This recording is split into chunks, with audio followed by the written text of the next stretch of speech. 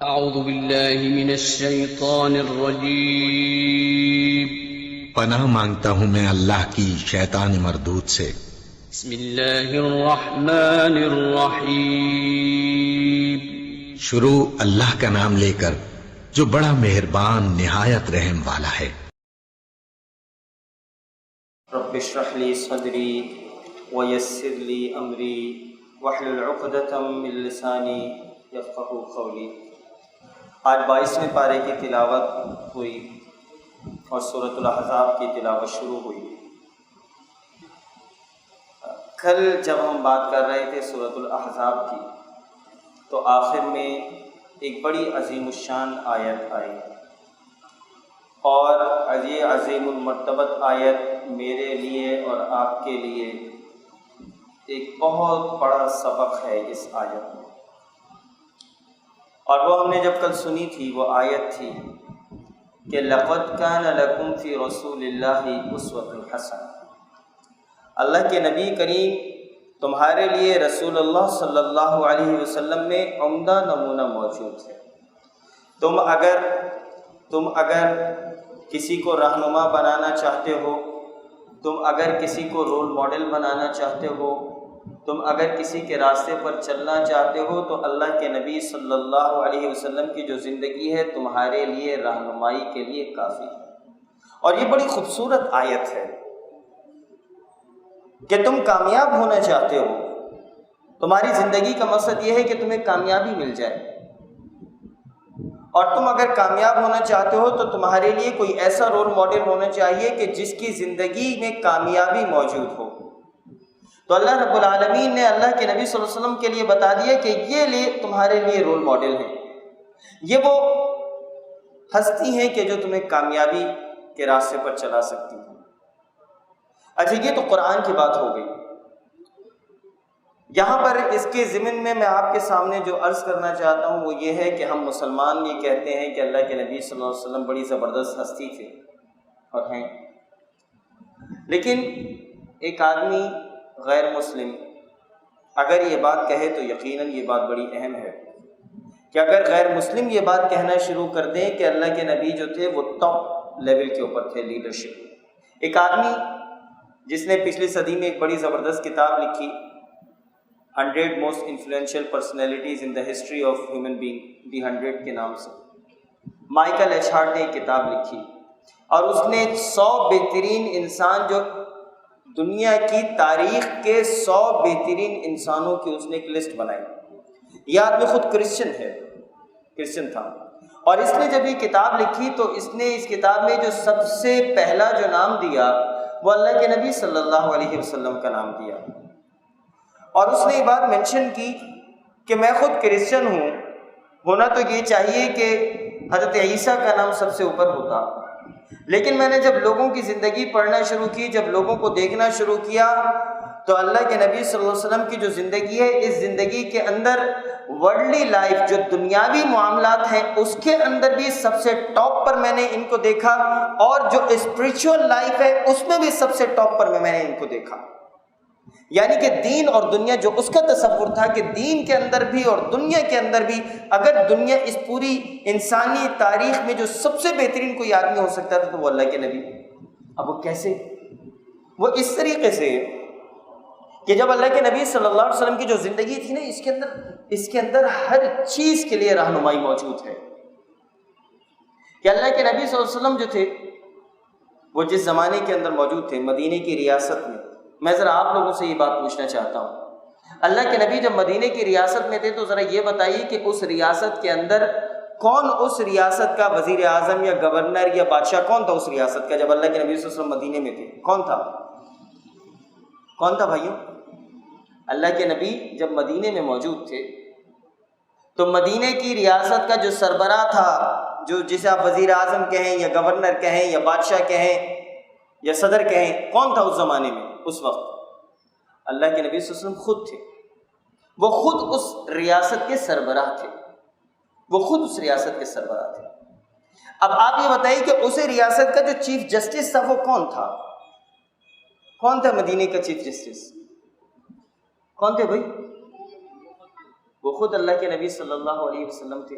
مدینے کے ریاست کے اندر صدر بھی وہی تھے، چیف جسٹس بھی وہی تھے۔ اس ریاست کے اندر یہ بتائیے کہ چیف آف آرمی اسٹاف کون تھا؟ وہ بھی اللہ کے نبی صلی اللہ علیہ وآلہ وسلم تھے۔ اس ریاست کے اندر چیف فائنینشیل آفیسر اگر کوئی ہوگا تو وہ کون تھا؟ وہ بھی اللہ کے نبی صلی اللہ علیہ وسلم تھے۔ اس ریاست کے سوشل ورکر جو سوشل ریفارمر تھے وہ کون تھے؟ وہ بھی اللہ کے نبی صلی اللہ علیہ وسلم تھے۔ غرض یہ کہ دنیاوی معاملات کے اندر جب دیکھا جائے کہ وہ صدر بھی تھے، وہ چیف جسٹس بھی تھے، وہ چیف آف آرمی اسٹاف بھی تھے، وہ چیف فائنینشیل آفیسر بھی تھے، وہ سوشل ریفارمر بھی تھے، وہ سوشل ورکر بھی تھے، وہ ایک بہترین ٹیچر بھی تھے، وہ معلم بھی تھے کہ وہاں پہ اصحاب الصفہ کے جو لوگ آتے تھے وہ خود اللہ کے نبی صلی اللہ علیہ وسلم ان کو تعلیم دیا کرتے تھے، اور بڑی بڑی یونیورسٹیاں جو ہیں اللہ کے نبی صلی اللہ علیہ وسلم کے قدموں میں وہاں پر موجود تھیں، بہترین معلم بھی تھے۔ ان ساری چیزوں کے ساتھ ساتھ اللہ کے نبی صلی اللہ علیہ وسلم یہ نہیں بھولے تھے کہ وہ ایک بہترین شوہر بھی ہیں، وہ ایک بہترین شوہر بھی تھے۔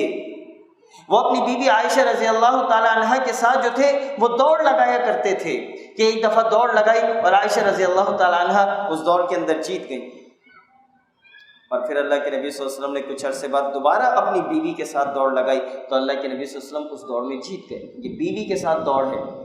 روزانہ عصر کی نماز کے بعد اللہ کے نبی صلی اللہ علیہ وسلم اپنی بیویوں کے پاس جاتے تھے۔ وہ یہ نہیں بھولے تھے کہ ان ساری ذمہ داریوں کو ادا کرتے کرتے وہ ایک شوہر بھی ہیں، وہ ایک باپ بھی ہیں۔ وہ حضرت فاطمہ رضی اللہ تعالیٰ عنہ کا بہترین خیال کرتے تھے۔ وہ ایک نانا بھی تھے کہ حسن اور حسین رضی اللہ تعالیٰ عنہ کو اپنی پیٹھ کے اوپر سوار کرتے تھے اور ان کو پیٹھ پر بٹھا کر چلاتے تھے اور کہتے تھے کیا ہی خوبصورت سوار ہے اور کیا ہی خوبصورت سواری ہے۔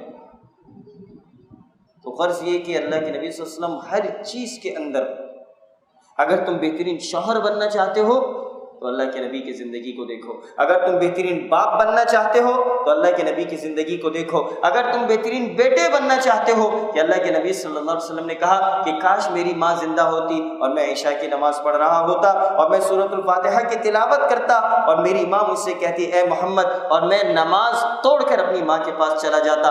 اگر تم بہترین بیٹا بننا چاہتے ہو، بہترین بیٹا بننا چاہتے ہو تو اللہ کے نبی صلی اللہ علیہ وسلم کی زندگی میں تمہارے لیے نمونہ ہے۔ غرض کہ تم اگر بہترین کاروباری بھی اگر بننا چاہتے ہو تو اللہ کے نبی صلی اللہ علیہ وسلم کی زندگی تمہارے لیے نمونہ ہے۔ تبھی تو اس غیر مسلم نے یہ کہا تھا کہ ان 100 لوگوں کے اندر جو سب سے ٹاپ کے اوپر ہیں وہ اللہ کے نبی کے ساتھ ہے۔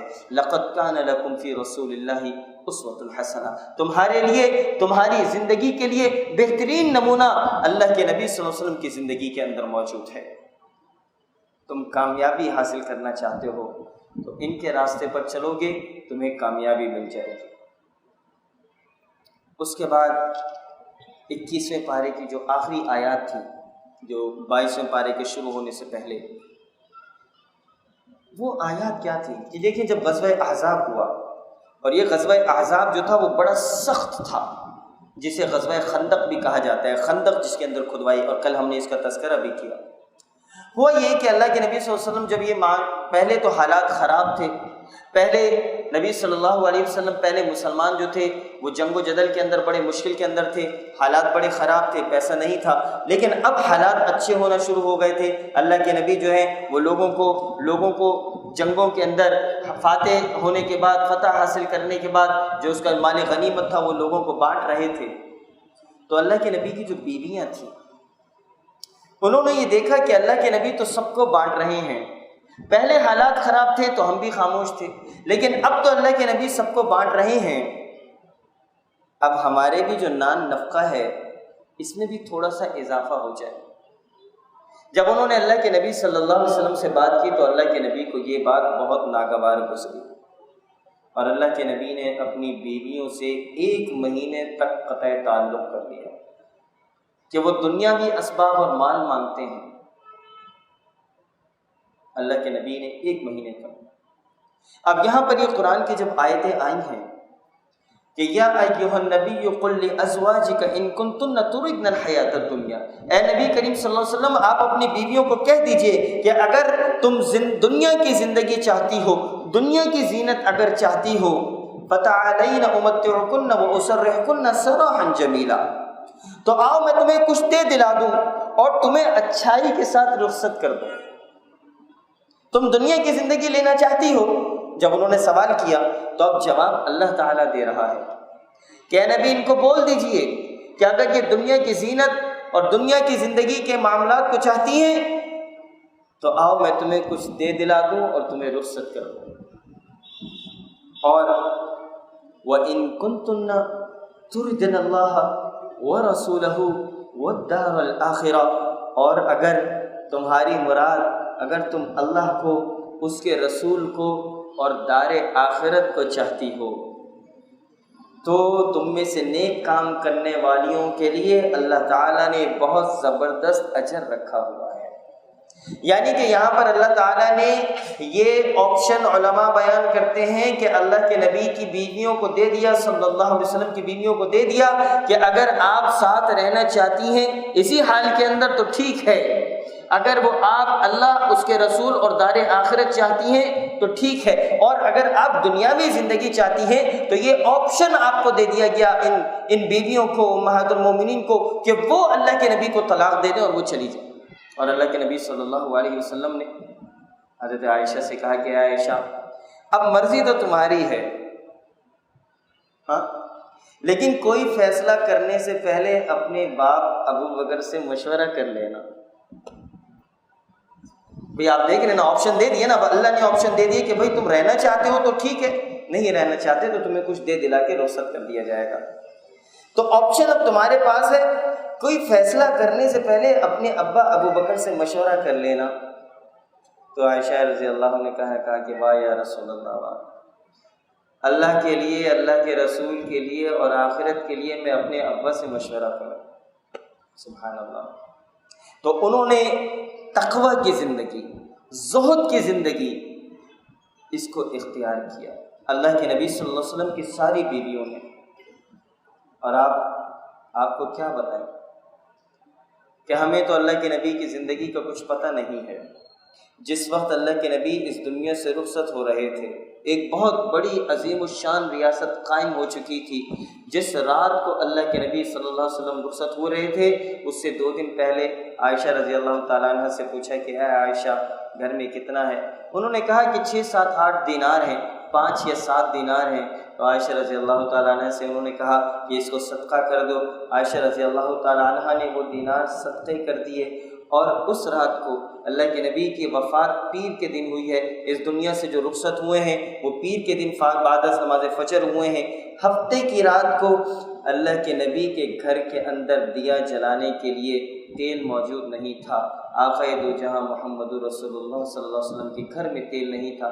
یہ بی بی عائشہ محلے والوں سے تیل لے کر آئیں اور پھر گھر کے اندر دیا جلایا تھا. یہ زہد اور تقوی کی زندگی تھی اللہ کے نبی صلی اللہ علیہ وآلہ وسلم کی اور آپ کی پاک بیویوں کی.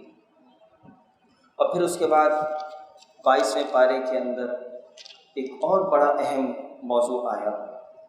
وہ موضوع یہ آیا کہ ما کان محمد ابا احد من رجالکم، کہ لوگوں تمہارے مردوں میں سے کسی کے باپ محمد الرسول اللہ صلی اللہ علیہ وسلم نہیں. اللہ کے نبی تم مردوں میں سے کسی کے بھی باپ نہیں ہیں. معاملہ یہ تھا کہ اللہ کے نبی صلی اللہ علیہ وسلم کے ایک منہ بولے بیٹے تھے جو زید بن حارثہ تھے. تو اس زمانے میں منہ بولا بیٹا جو تھا اس کو اصل بیٹا مان لیا جاتا تھا.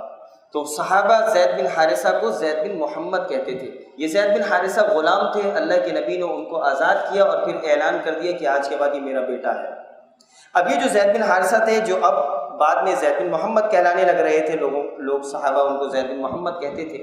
ان کی شادی جو ہوئی تھی وہ اللہ کے نبی صلی اللہ علیہ وآلہ وسلم کی پھپھیزاد بیٹی حضرت زینب سے ہوئی. اب منہ بولے بیٹے کی شادی حضرت زینب سے ہوئی اور ان دونوں کا سلسلہ آپس میں نہیں چل سکا اور آپس میں ان کی طلاق ہو گئی. اب حکم یہ ہوا اللہ رب العالمین کا حکم یہ تھا کہ نبی کریم صلی اللہ علیہ وآلہ وسلم وہ جو زید بن حارثہ کی جو بیوی ہیں، یعنی منہ بولے بیٹے کی جو بیوی ہیں، اب ان سے شادی کریں حضرت زینب سے، جو در حقیقت ان کی پھپھی کی بیٹی بھی تھی. اب مسئلہ یہ تھا کہ اللہ کے نبی صلی اللہ علیہ وسلم یہاں پر پریشان یوں تھے کہ اس زمانے میں منہ بولا بیٹا جو تھا وہ اصل بیٹے کی مانند ہوا کرتا تھا، اس کو وراثت میں بھی حصہ ملتا تھا. یہاں پر اللہ تعالیٰ اس منہ بولے بیٹے کی اس ساری چیزوں کو ختم کرنا چاہتا تھا، اور ختم کرنے کے لیے اللہ تعالیٰ نے اللہ کے نبی صلی اللہ علیہ وآلہ وسلم کی ذات جو ہے وہ لوگوں کے لیے نمونہ بنا دی کہ ان کا جو منہ بولا بیٹا ہے، اب آپ سوچئے کہ اگر منہ بولا بیٹا اصل بیٹا ہوتا تو اس کے بیٹے سے، اپنے بیٹے کی بیوی سے کوئی شادی نہیں کر سکتا طلاق کے بعد، لیکن اللہ کے نبی صلی اللہ علیہ وسلم سے کہا گیا کہ وہ منہ بولا بیٹا جب اس کی طلاق ہو گئی تو اب اس سے شادی کی جائے، اور اللہ کے نبی صلی اللہ علیہ وسلم پریشان یہ تھے کہ اب لوگ کیا کہیں گے۔ یہاں لوگوں کو یہ بات بتائی اور سمجھائی گئی کہ دیکھو منہ بولا بیٹا منہ بولا ہی ہوتا ہے، وہ در حقیقت اصل نہیں ہوتا، اور اللہ کے نبی صلی اللہ علیہ وسلم کا کوئی بیٹا نہیں ہے۔ ما کان محمد ابا احد من رجالکم، اور اللہ کے نبی صلی اللہ علیہ وسلم نے حضرت زینب سے شادی کی۔ ایک تو یہ معاملہ یہاں پہ تھا۔ دوسری چیز جو یہاں پر اہم آئی ہے وہ یہ ہے کہ وَلَٰكِن رسول اللہ، کہ اللہ کے نبی تو کیا ہے، وہ اللہ کے رسول ہیں، وَخَاتَمَ النَّبِيِّينَ، اور وہ کیا ہیں، انبیاء کے اوپر کیا ہیں، وہ سیل ہیں۔ ختم نبوت کی یہ آیت ہے۔ یہاں پہ یہ بات سمجھنے کی ہے کہ دیکھیں دنیا کے اندر جب بھی کوئی نبی، دیکھیں اللہ کے نبی صلی اللہ علیہ وسلم کے حوالے سے قرآن کے اندر یہ بات آئی کہ اس سے پہلے جو انبیاء آتے رہے وہ کسی خاص قوم کے لیے ہوتے تھے، وہ خاص نسل کے لیے ہوتے تھے، وہ کسی خاص زمانے کے لیے ہوتے تھے، لیکن اللہ کے نبی صلی اللہ علیہ وسلم کو جب اللہ نے اس دنیا کے اندر بھیجا تو وہ کسی خاص قوم، کسی خاص نسل اور کسی خاص زمانے کے لیے نہیں تھا، وہ سب کے سب وما ارسلناک الا رحمۃ للعالمین، آپ سارے جہانوں کے لیے رحمت بنا کر آپ کو بھیج دیا گیا ہے۔ تو اللہ کے نبی کو کسی ایک خاص قوم اور نسل اور زمانے کے لیے نہیں بھیجا، پورے زمانے کے لیے اور رہتی دنیا کے لیے آپ کو نبی بنا کر بھیجا گیا، پہلی بات۔ دوسری بات کیا ہے؟ دوسری بات یہ ہے کہ قرآن کے اندر کیا آتا ہے کہ پہلے زمانے کے اندر جو انبیاء آتے تھے ان کی شریعت کے اندر ارتقائی معاملات ہوتے تھے، شریعت مکمل نہیں ہو رہی تھی، ایک نبی آتا تھا پھر اس کے بعد اگلا نبی اگلی شریعت کو اس کو کنٹینیو کرتا تھا اور پھر اس کے بعد اگلا نبی آتا تھا، لیکن جب ہم نے اللہ کے نبی صلی اللہ علیہ وآلہ وسلم کو بھیجا تو اللہ کے نبی صلی اللہ علیہ وسلم کو بھیجنے کے بعد اب یہ شریعت مکمل ہو چکی ہے۔ الیوم اکملت لکم دینکم، آج یہ شریعت، آج یہ دین مکمل ہو چکا ہے۔ یہ اللہ کے نبی صلی اللہ علیہ وسلم کے حوالے سے یہ دوسری بات آئی کہ اب دین مکمل ہو گیا۔ تیسری چیز، پہلی کتابوں کے اندر تحریف ہوتی تھی، اس کے اندر ایڈیشن اور سبٹریکشن ہوتا تھا، لیکن جب یہ کتاب آئی، جب یہ قرآن آیا تو اللہ رب العالمین نے اس کتاب کو نازل کرنے کے بعد یہ بھی ساتھ مینشن کر دیا کہ انا نحن نزلنا الذکر وانا لہ لحافظون، ہم نے اس قرآن کو نازل کیا ہے اور ہم ہی اس کی حفاظت کی ذمہ داری لیتے ہیں۔ دیکھیں نبی اور رسول آنے کے لیے تین چیزیں ہونا ضروری ہیں کہ یا تو کوئی نبی کسی زمانے کے لیے آتا تھا، کسی خاص قوم کے لیے آتا تھا، لیکن جب اللہ کے نبی صلی اللہ علیہ وسلم آ گئے تو وہ کسی خاص قوم اور زمانے کے لیے نہیں ہے، وہ رحمت للعالمین ہیں، تو اس لیے یہ ضرورت ختم ہو گئی نبی آنے کی۔ دوسری نبی آنے کی جو ضرورت ہوتی ہے وہ یہ ہوتی ہے کہ دین جو ارتقائی معاملات کے اندر ہوتا ہے وہ آگے کی طرف بڑھ رہا ہوتا ہے، لیکن اللہ کے نبی صلی اللہ علیہ وسلم کو جب اللہ نے بھیجا تو کہا کہ دین مکمل ہو گیا، الیوم اکملت لکم دینکم، تو یہ دوسری شرط بھی یہ ختم ہو گئی، اور اب نبی کی دوسری شرط بھی نہیں ہے۔ اور نبی کی جو تیسری شرط ہے وہ کیا ہے کہ نبی اللہ تعالیٰ اس وقت بھیجتا ہے کہ جب اس کتاب کے اندر تحریف ہو گئی ہو، سبٹریکشن اور ایڈیشن ہو گئی ہو، لیکن اس کتاب کے اندر کوئی سبٹریکشن اور ایڈیشن اور آلٹریشن نہیں ہے کہ اب اس کتاب کو اللہ ہی اس کی حفاظت کی ذمہ داری لیتا ہے۔ تو یہ جو تینوں نبی بھیجنے کی شرائط اور کنڈیشن تھی وہ مکمل ہو چکی، وہ اب موجود نہیں ہے، اس لیے اب کوئی نبی نہیں آئے گا۔ تبھی اللہ رب العالمین نے یہاں بات کہی کہ وَلَٰكِن رسول اللہ وَخَاتَمَ النَّبِيِّينَ، اور آپ انبیاء کے اوپر سیل ہیں۔ اور سیل کب لگتی ہے؟ سیل کب لگتی ہے؟ جب آپ کسی لیٹر کو بند کرتے ہیں، اس لیٹر کے اوپر جب اس کی اوپننگ کو جب آپ بند کرتے ہیں تو اس اوپننگ کے اوپر ایک سیل لگا دیتے ہیں، کہ اسٹیمپ لگا دیتے ہیں کہ اب یہ لیٹر نہیں کھلے گا۔ اس لیے اللہ کے نبی آخری نبی ہیں، آپ کے بعد اور کوئی نبی نہیں آئے گا۔ اور خود اللہ کے نبی صلی اللہ علیہ وسلم نے کہا کہ لا نبی بعدی، میرے بعد کوئی اور نبی نہیں ہوگا، میں آخری نبی ہوں۔ اور اللہ کے نبی صلی اللہ علیہ وسلم نے کہا کہ میری مثال اس طرح کی ہے کہ کسی نے کوئی بہت ہی خوبصورت عمارت بنائی اور اس کے اندر ایک اینٹ رہ گئی اور وہ آخری اینٹ میں ہوں، وہ آخری اینٹ میں ہوں۔ اور اللہ کے نبی صلی اللہ علیہ وسلم نے کہا کہ میرے بعد 30 لوگ نبوت کا جھوٹا دعویٰ کریں گے، 30 لوگ۔ تو ان ساری چیزوں سے یہ بات منعن، یہ ختم نبوت کی یہ بات ہو گئی کہ اللہ کے نبی صلی اللہ علیہ وسلم کے بعد جب وہ ساری کنڈیشنز ختم ہو گئی ہیں تو وہ خاتم النبیین ہیں، اب اللہ کے نبی کے بعد کوئی اور نبی نہیں آئے گا۔ اور علماء اور فقہا یہ بات بیان کرتے ہیں کہ کوئی اگر یہ کلیم کرے کہ میں نبی ہوں، اس سے بات چیت کرنا بھی یہ بھی کفر ہے۔ اس سے بات چیت کرنے کا مطلب ہے کہ اس کے کلیمز کو سننا۔ There is no need at all. اس میٹر کے اوپر اب کوئی معاملہ نہیں ہوگا، ختم نبوت ہے، اب کوئی اور نبی نہیں آ سکتا۔ اور پھر اسی کے بعد اگلی آیت آگے جو اللہ رب العالمین کے حوالے سے بیان کی گئی، آیت نمبر 56، کیا خوبصورت آیت ہے۔ اللہ رب العالمین بیان کرتے ہیں، اپنے حوالے سے بیان کرتے ہیں۔ انبیاء ایک نبی کے لیے اللہ تعالیٰ خود بیان کر رہے ہیں اور فرشتوں کے لیے بارے میں بھی کہہ رہے ہیں کہ ان اللہ وملائکتہ یصلون علی النبی، بے شک اللہ اور اس کے فرشتے نبی کریم صلی اللہ علیہ وآلہ وسلم کے اوپر درود بھیجتے ہیں۔ بے شک اللہ اور اس کے فرشتے درود بھیجتے ہیں۔ اسی لیے یا ایھا الذین آمنوا، اے ایمان والو، صلو علیہ وسلموا تسلیما، اللہ کے نبی صلی اللہ علیہ وسلم کے اوپر درود بھی بھیجو اور اللہ کے نبی صلی اللہ علیہ وآلہ وسلم پر سلام بھی بھیجو۔ یہ درود بھی بھیجو اور سلام بھی بھیجو کہ یہ فرشتے بھی اللہ کے اوپر، اللہ کے نبی پر درود پڑھتے ہیں اور اللہ خود اپنے نبی کے اوپر درود پڑھتا ہے۔ سبحان اللہ۔ اور یہ کام، یہ بڑے رتبے والوں کا کام ہے کہ جو اللہ کے نبی صلی اللہ علیہ وآلہ وسلم کے اوپر بار بار درود بھیجتے چلے جاتے ہیں۔ اور ایک صحیح حدیث میں اس طریقے سے بھی ہے کہ ایک صحابی آئے، ان کا کہ یا رسول اللہ، میں اپنی دعا میں 1/3 حصہ آپ کے لیے اگر درود کروں تو کیسا ہے؟ اس کا مفہوم اسی طریقے سے ہے۔ تو اللہ کے نبی نے کہا کہ تھوڑا اچھا ہے، تھوڑا اور بڑھا لو۔ تو کہا یا رسول اللہ کہ اگر میں اپنی آدھی دعا آپ پر درود کروں اور آدھی اپنی، تو اللہ کے نبی صلی اللہ علیہ وسلم نے کہا یہ بھی بہتر ہے لیکن تھوڑا اور بڑھا دو۔ وہ کہا کہ یا رسول اللہ اگر میں پوری دعا میں ہی درود پڑھوں تو پھر یہ کیسا ہے؟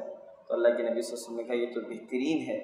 اور اس کا مفہوم اسی طریقے سے ہے کہ اللہ کے نبی نے پھر اس کے بارے میں یہ بات بولی کہ جب تم پوری کی پوری دعا کے اندر درود کرو گے تو تمہارے دل کے اندر جو کچھ ہے رب العالمین اس کو بھی تمہیں عطا کر دے گا۔ جو تم مانگنا چاہتے تھے تم نے نہیں مانگا اور تم درود پڑھتے رہے پیارے حبیب صلی اللہ علیہ وسلم کے اوپر، تو اللہ تعالیٰ جو تمہارے دل کی جو ضرورت تھی اللہ تمہاری وہ ضرورت بھی پوری کر دے گا۔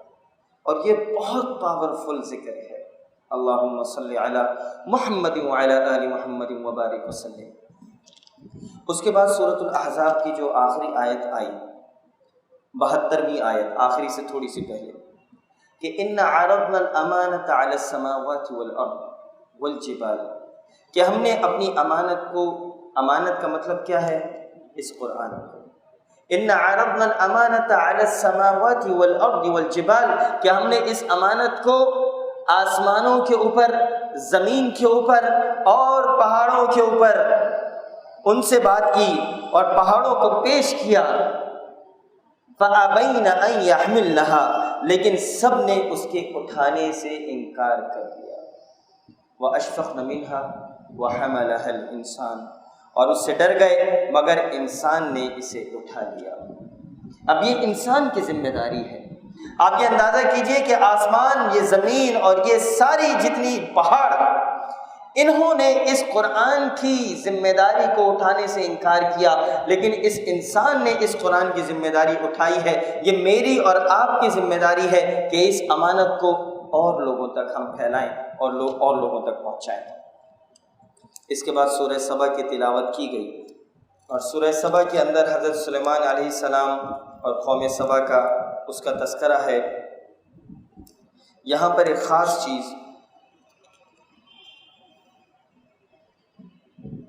پوچھئے کہ تمہیں زمین اور آسمانوں اور زمین سے روزی کون پہنچاتا ہے، آیت نمبر 24۔ خود جواب دیجئے کہ اللہ تعالیٰ۔ سنو، ہم یا تم یا تو یقیناً ہم یا تم تو یقیناً ہدایت پر ہے یا کھلی گمراہی میں ہے۔ یہ لوگ، ان کو رزق کون دیتا ہے؟ یہ ہم دیتے ہیں یا تم دیتے ہو؟ پھر اگلی آیت میں کہہ دیجئے کہ ہمارے کیے ہوئے گناہوں کی بابت تم سے کوئی سوال نہ کیا جائے گا، نہ تمہارے اعمال کی باز پرس ہم سے کی جائے گی۔ انہیں خبر دے دیجئے کہ ہم سب کو ہمارا رب جمع کر کے پھر ہم میں سچے فیصلے کر دے گا، وہ فیصلے چکانے والا ہے اور دانا ہے۔